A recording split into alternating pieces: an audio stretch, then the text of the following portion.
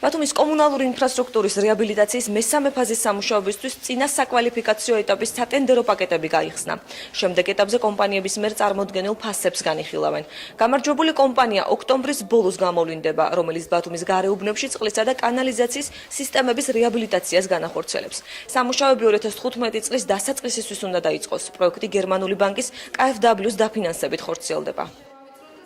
რეალური სამუშაოები, რომელიც ითვალისწინებს კერძოდ ბონი გოროდოკის, ზემო გოროდოკის, ბენზეს, ანუ თამარის დასახლების, წყლისა და საკანალიზაციო სისტემების რეაბილიტაციას, ბარცხანის საკანალიზაციო სისტემის რეაბილიტაციას, ჩაისუბნის მაგისტრალური წყლის სადენებისა და ასევე მოხმარებლის ქსელის რეაბილიტაციას, ანგისის ტერიტორიის ეგრეთ წოდებული დასახლების, ანგისის დასახლების წყლის სისტემის რეაბილიტაციას და გონიოში საკანალიზაციო ქსელის გაფართოებას. აღნიშნული სამუშაოები კონკრეტულად დაიწყება 2015 წლის იანვარ-თებერვლის თვეში.